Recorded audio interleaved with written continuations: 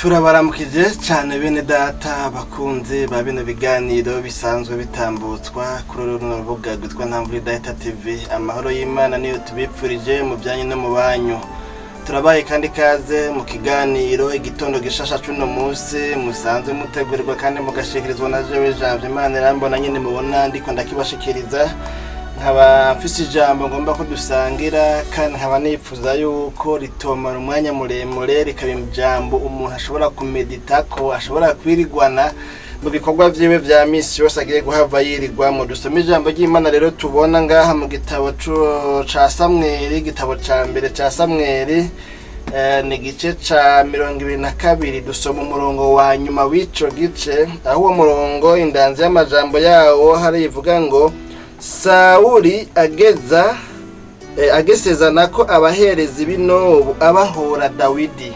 Umurongo wa nyuma rero wa kino gice ca 22 uvuga ngo nugume aho ndi ntutinye kuko umpiga ariwe aguhiga, ariko niwagumana nanje ntacu uzoba. Imana yacu nihimbazwe. Reka dusubiremo kumbere kubusoma kuko birashoboka ko nige tutaza gusura kubusoma kundi gushasha. Uvuga ngo no murongo wa nyuma no kuvuga umurongo wa 23 w'igice ca 22 mu gitabo ca mbere ca Samweli, uvuga ngo nugume aho ndi ntutinye kuko umpiga ariwe aguhiga, ariko niwagumana nanje ntacu uzoba. Imana yacu nihimbazwe. Bene data bakunzi ba kino kiganiro igitondo gishasha cuno munsi, nano majambo aya majambo nongeye kuyibuka mu kanya gaheze, numva mu mutima nosubira kuyasangira n'abakunzi ba bino biganiro bisanzwe bitambutswa kuri runo rubuga rwitwa Ntamvuridahita TV.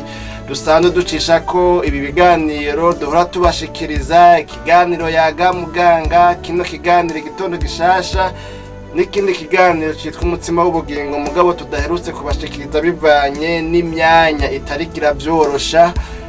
Kandi ico kiganiro umutsima w'ubugingo naco kiba ari kiganiro novuga ngo rero gihariwe inyigisho rero mu mwanya wiyaguye, aho tubashikiriza kumbure inyigisho usanga ziri no mu bice, igice ca mbere, igice ca kabiri, parti ya kangahe, gutyo bivanye na teme umuntu aba yateguye. Turafise rero ibiganiro bihariwe ico kiganiro umutsima w'ubugingo bijyamye mu makaye, ibindi navyo bimaze gushika no mu mashini, mugabo bagasanga rero imyanya ntiyoroshe. Imyanya tubifatiramwe bino biganiro n'imyanya yo mwijoro umuntu atashe yarushe kumbura, ugasanga rero nyine ntivyoroshe. None rero twabaye turifashisha bino tubona ko kumbure bidatwara umwanya muremure gose, nawe bibara gushoka gasanga kumbura umuntu ashikanye iminota 20 canke 30, ariko mugabo ibyo bindi byo biba bitwara isaha canke isaha irenga nyene umuntu aba yigisha canke se abavuga kuri iryo jambo tari karirukanga. Aya majambo dusomye rero ntagiye muri menshi, ni inkuru ivugwamwo Dawidi. Uyu Dawidi yaramaze kuronka isezerano ryo kuzoba umwami, mugabo rero agira ikibazo cyo kumenyekana ko ari wazoba umwami mu gihe umwami azosubirira nawe yarakiri mu mabanga, yarakiri novuga ngo ku ntebe y'ubwami. Uwo mwami nawe yari Sauli. Aya majambo yo tubonye ngaha hariho uvuga ngo nugume aho ndi, uyu nawe avuga ngo nugume aho ndi niwe wuyu Dawidi. Hanyuma uyu Dawidi nawe avuga ngo nugume aho ndi arikabwira uwitwa Abiyatari yari umwe mu bahungu ba Ahimeleki mwene Ahitubu.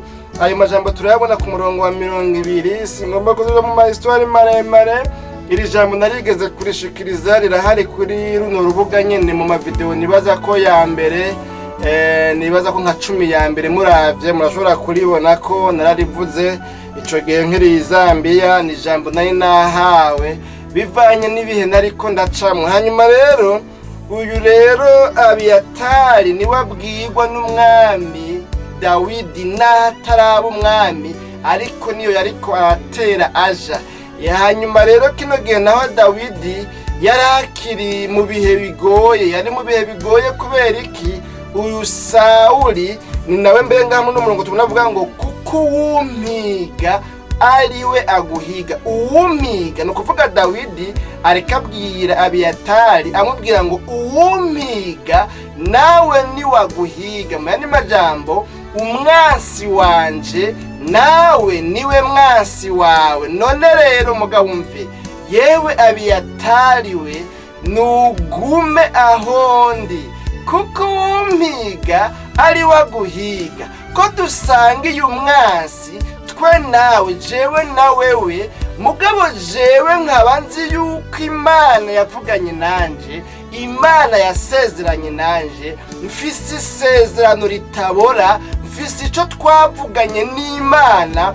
Kandi uyu mwansi wanje abaye n'umwansi wawe ari we Sawuli, yagejeje kenshi kunyica, yagejeje kenshi kungirira nabi, yaranteye amacumu agasakiza mu rukuta aho mvuye, mu ruhome aho mvuye. Incuro amaze kubikora sinke, ndazi neza ko atacazongira. Yaba yarafise ico ashobora kungira, aba yarakingize. Kuba rero nkiriho jewe Dawidi mwene Isayi, ntabwo ari impuhwe za Sawuli, ntabwo ari impuhwe z'uyu mwansi wanje ariwe mwansi wawe, ahubwo kuba nkiriho nuko mfise ibyo twavuganye n'Imana, nuko navuye kure kandi ndiko ndagana kure, ndiko nja kure. Iyo mva ni kure cyane, kahise kanje n'amateka yanje hariya mu buzima bw'umwungere, hariya ku cavu, hariya nk'umuntu w'inyuma mu bo tuvukana bose, hariya ni kure. Ariko mugabo mfise isezerano rinjana kure cane, kuko atakure habi habaho Imana yanje itokura umuntu, kandi akaba atakure cane heza habaho Imana yanje itoshekana umuntu. Imana yacu nihimbazwe bene data bakunzi ba kino kiganiro igitondo gishasha. Nano majambo rero nanje ico gihe ayo majambo nayaronka muri ico gihe, ndibuka ko hari mu ndwi ya mbere ya bonane umwaka w'2021. Hariho ibihe nari mazemwo iminsi ndiko ndacamwo mu buzima narimwo, ndiko ndarodera ubuzima ahantu atari iwacu, ndaca mu bibazo, ndasabwa, ndahura n'amagaragazwa, ndahura n'intambara. Narabona vyinshi binyosha kuba nova ku Mana, kuba nosubira kuyigirira icizere, kuko nabona umengo ivyo naciyemwo vyose nahata muntu kumbure bumugororotse kwijana, nabona yuko bitavuye ku vyaha nakoze. Sinavyumva, sinabitahura, sinabona impamvu zotuma Imana ireka ngo nce muri ivyo ku rugero nariko ndacamwo bijanye n'ubuzima bwa misi yose, guhomba, kubona ibyawe bigenda kimwe kimwe cose gikurikira ikindi. Muri ico gihe harimo n'ibikoresho twakoresha kumbure muri kino gikorwa civuga butumwa, gufata amajwi, guhinyanyura amajwi n'ibindi, machine, laptop, machine yo mu nuze novuga ngo nuze computer nk'iyo mu biro, tablette, business, amafrigo, ibiki vyose biragenda mu buryo budasobanutse kandi budasiguritse. Hanyuma rero ndibuka ico gihe mwijoro rya bonane ndiko ndasenga, ndaririra Imana, ndavuga ati Mana, mu vy'ukuri ni koko uyu mwaka warenganye, kandi uyu mwaka habaye ibi nibi, natakaje bingana gutya, nahuye n'ibyago bingana gutya, nagize ibi vyago, nagize ingorane, byagenze uku. Ni koko umwaka wabaye mubi gusumba indi myaka, ni kuvuga umwaka wa 2020 uyu waraye urenganye. Ariko mugabo n'ubundi, mbega uyu wowe uje bizogenda gute? Ko n'ubundi ivyabaye uyu mwaka bitarahera. Numva umenga Imana noyibwira vyinshi, nkumva nyene noyibaza vyinshi, kandi narayibwiye nongera ndayibaza ibitari bike, nkuko nari numva nyene mu mutima wanje urongorewe kubikora iryo joro. Hanyuma rero muri iryo joro niho rero naca mbona ngize inzozi, mbona rero ndose aya majambo, kandi sinza kuvuga idonido ry'ingene vyagenze, kirese nk'umuntu yogira curiosity akaba yoraba ico kiganiro kiri ngaha nyene kivuga kuri ayo majambo. Rero candonkira ijambo iri jambo rero ryatubwiye ngo nugume ahondi, kuko ahondi mu yandi majambo novuga ngo hari igihome ntamenwa, hari blende, hari antibare. ahondi umwasi wawe ariko araguhiga yewe Abiyatari, ikiriko kirakurondera yewe mwana muto Abiyatari, ntigishobora kumenera ngo gishike hano, kuko ahantu ndi novuga mbene majambo ngo ntibakorako. ahantu ndi n'ahantu hadasanzwe, ni mu bwihisho bw'Imana yewe Abiyatari, kutomboye ugacika ku icumu. iki gihe nubwo ntabivuze, Abiyatari yaracitse ku icumu wenyene muri bagenzi we bose, mubo bavukana mu muryango w'iwabo wose. Sawuli yawugesheje ngo abaherezi b'ahantu hitwa Inobu bose Sawuli ngo yabisha bahoye yuko ngo Dawidi yahaciye, hanyuma akababwira ngo basiguze Imana, bamusigurize Imana imubwire ku bijanye n'uruhungo ariko aragera n'urugendo afise ariko arahunga umwami Sawuli. Sawuli nawe avyumvise yuko abo baherezi ngo basigurije Dawidi, kandi Dawidi novuga ngo Sawuli amufata ko ari umwasi wiwe.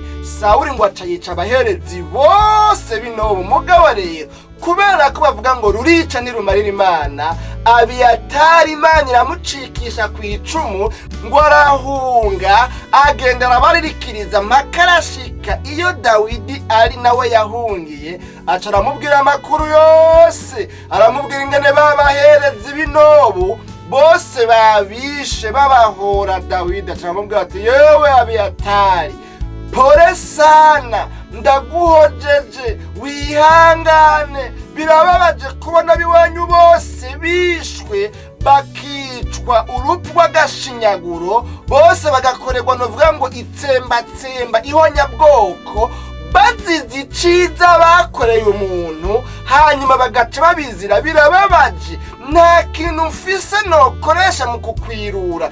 ni koko ibyo waciyemo, ibibazo wahuye nabyo biraremereye, birababaje, n'igikomere kidasanzwe.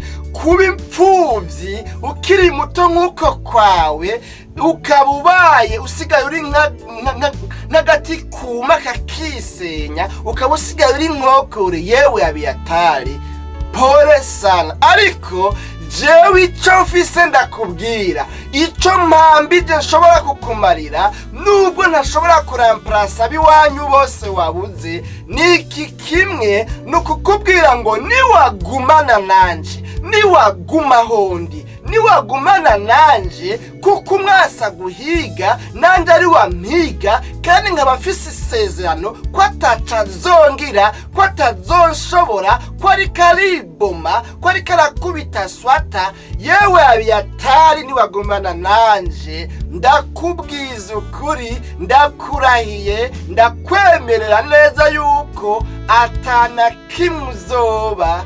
Imana yacu nihimbazwe. bene data bakunzi bakino kiganiro igitondo gishasha cuno munsi rero namagwarahogwa kuvuga menshi siko kuyamara, n'amasaha burya n'amasaha yo mwijoro. kino kiganiro gifashwe amasaha yo mwijoro, murumva nyine rero ntibiza ngo byorohe kugira ngo umuntu abe yo kuyagura cyane araravuga. ariko mugabo rero kubera ko bitava mu gushimika k'umwana w'umuntu, bitava mu majambo menshi umuntu yavuze, nibaza ko bamaze kumva. sinzi bihurimwo, sinzi intambara urimwo, iri jambo sinshobora kumenya ngo riziye nde, ariko numvise rimbayemwo, numva nsubiye kugibutswa, numva norivuga ko atari kubera ko banashaka muri ino minsi novuga ngo ndi mu bihe bigoye cyane byo kugwego narindi ko muri ico gihe. oya, ariko mugaba ko umutima unyoboreye kurivuga, birashoboka yuko iri jambo rije ngo rihure na nyeneryo. sinzi intambara umazemwo iminsi, sinzi bikwiruka inyuma, sinzi bikurondera, sinzi uruhamo uri kuragirirwa, sinzi akarenganya uri kuragirirwa, sinzi ibyo uri kurahura nabyo, sinzi ibyo umaze guhombera mu ntambara umazemwo iminsi, sinzi ko hatageze igihe ubona umengo n'agatwe kawe ugomba kukahasiga, ugomba kuhasiga agatwe uzira kumbura akarenganyo. ariko mugabo, ijambo ngufitiye muri kino kiganiro igitondo gishasha cuno munsi rikubwira ngo nubwo biruko nubwo ufise byinshi ubona umengo vyotuma uva ku Mana, nubwo ubona ufise byinshi uri kuracamwo vyotuma uheba Imana, nubwo ufise byinshi uri kurahura nabyo bituma wumva umenga amasezerano wahawe cagiye wari kurasenga ntiyariyo, umengo ya Mana yavuga ntiyariyo, umengo wa wundi yavugisha cyangwa se yagutumwa ko yari yavangiwe. Ariko nubwo ubona impamvu nyinshi zikwemeza neza yuko hagaze igihe wokwiheba, woheba Imana, wokwihebura, wokwiranda, wocika inkokora, nzango no kukubwira ngo nubwo biruko nugume aho Imana iri, kuko ibiguhiga niwaguma aho Imana iri, nutayivako, nutayiheba, nutihebura, nutiranda, niwaguma n'ivyizigiro, niwarindirira ahantu Imana iri. Kuko byabonekana yuko Dawidi yari kumwe n'Imana. Aho Dawidi yarari rero, Dawidi yabahazi yuko ari kumwe n'Imana kandi Imana yiwe ari urutare rutamenwa. Sawuli naho yogira gute adashobora kumuronka irugu. Imana yacu nidutabare rero, niwaguma aho Imana iri, nzango no kukubwira yuko ntaco uzoba. Ivyo bihe narabiciyemwo kandi ico gihe hari mu kwa mbere, ariko uyu mwaka nyine ndavye ibintu Imana yankoreye nukuri byari birenze ubwenge bwanje. Ndavye ibihe narimwo, ndavye intambara narimwo, ndavye uruhombo nari nagize, kandi nkamenya yuko ari ibintu by'amangetengete, nkamenya niyo vyazananye. Imana irambwira iyo vyazananye, iciye mu Muzambi twari kumwe hariya, ikiraca no mu Murundi yari none yatarambwira ati yaburya rero ibintu bimeze ukunuku. Imana yavuze ukunuku. Bene data, nubwo mufise kumbura baruhije, ariko ndababwiza ukuri, ugumye ahantu Imana iri, uko bigenda kose urugamba uri kuragwana nagwo uzotabaruka, amahoro uzorunesha. Imana yacu nihimbazwe. Kano kaheka mubona ngaha nakaguze muri iyo minsi nyene, ntivyumvikana kugira ngo kumbure ndavye ibintu naciyemwo ngo mbe naraparvenye mu mezi makeya gusubira kuronka uburyo bwo kugura udukoresho nashoboye gutahana. Harimwo ino mashini ndiko ndakoresha, niyiri kiramfasha gukora bino biganiro. Ni Imana novuga ngo yanshumbushije, yampaye mu gishingo c'ivyo nahombye. Iyo nahombye na laptop nahombye n'ibindi. Imana yacu nidutabare bene data, bakunzi ba kino kiganiro igitondo gishasha. Aha burya muri izi none ntuze ndiko ndakoresha zino zibiri, trepje imwe niyo navanye hari, utuno navanye hari yatwose ndaturaka kavuga ni mwebwe twavanye kure, mwebwe muri bamvuye kure, na jewe ndimvuye kure, mwebwe ndibuka iyo twavanye. Imana yacu nihimbazwe. None rero nuko nzabona kukubwira ngo niwaguma aho Imana iri, ibisigaye byose bizokwikora, bizoshoboka, bizokunda. Ico gihe ibintu ariko ndacamwo ntibyari byumvikana ko mu mezi makeya nobona gutabarwa n'Imana ngo subire kumva umunezero, subire kuryoherwa, subire kunezerwa, kuko Imana yari yabigabiye. Byarashobotse mu mezi makeya, ca gihuhusi kirarengana. Amagorwa navuga ngo nari ngoriwe mu gahinga kanyaganande. Imana ibana nanje, Imana ingirira neza. Abantu baramvuye ko narabuze abantu, narabuze ibintu, narabuze iki, ariko Imana twagumanye narayibonye. None rero nawe guma aho Imana iri, niwaguma aho Imana iri ntaco uzoba. Reka dusenga Imana rero n'abahigwe, abantu naho bariko baraca mu ntambara baharanira kuguma ahantu Imana iri, kuko bazi yuko atabundi buhungiro boronka bojamwo busumba guhungira ku Mana. Abo bantu n'abahigwe, kuko ugutabarwa kwabo kuzobasanga bakiri maso, bakiri kwizamu, bakiri aho Imana igomba yuko baguma. Ariko mugabo n'abahombe abantu babivamwo kubw'intambara bariko baracamwo, kubw'uruhamo, kubw'ubukene, kubw'ingwara, kubw'uruvugo, kubw'ibibazo bitandukanye, amangetengete y'abarozi, y'abapfumu n'ibindi. Ugasanga biciye bituma babona ko ya Mana bakurikira atariyo. Ariko ya Mana yariyo kandi nubiracariyo kandi zokwamariyo. Icimana igomba rero ntigomba kuba babahomba, ariko igomba yuko bikubita gashi bakavuga ngo Mana tubabarire, twarihebuye, twiheburwa n'ibyo twaciyemo, byaratugoye, no tubabarire hama dusubire tube mu mugwi w'abantu biteze gutabarwa kwawe kandi baharanira kuguma aho wewe uri, kuko aho uri ariho hari urukiza. Abo bantu Imana nibigomba kandi kibagirira neza, ibintu bigace bigana neza. Dusenga Imana rero naho ubutaha mu kiganiro igitondo gishasha tubutaha nano majambo ndari mfite mwari mutamanye na jewe Jamvye Imana irambona. Dusenga Imana mwami Yesu, turagushimiye cyane ku bwana majambo twumvise. Umuntu wese ayumvise akumva aya majambo nigwiwe, nugendera umutima wiwe. Ahantu yarageze yumva dendebuki warushe kandi aremerewe, ndakwingiza ubwa mbere na mbere umuguze kw'imbabazi aho yihebuye, aho yiganye, aho yidodomvye, aho yagize gukekeranya, uburemere bw'Imana yiwe bugatangura kugabanuka muri we. Umaze kumugwiza kw'imbabazi numusubize mu ivyizigiro, numusubize mu kurema, numusubize mu kwihangana, numusubize mu kugumana nawe, kuko niyagumana nawe uzomugirira neza. Urakoze rero, ibisigaye turasengeye umuntu wese hagiye kwirigwa mu bikorwa vyiwe vya misi yose, umugirire neza. Abarondera ubuzi turabasengeye, ubaronse ubuzi, abakeneye imitaho ubaronse imitaho, abakeneye abakiriya ubaha abakiriya, abantu ivyabo biriko birahomba Mana ubaramire, ubagirire neza, ubatabare, ubabere inyishu, ubabere vyose muri vyose. Urakoze kuri Imana, mw'izina ryawe gera Kristo Yesu natubisabye tuvyizeye, amen.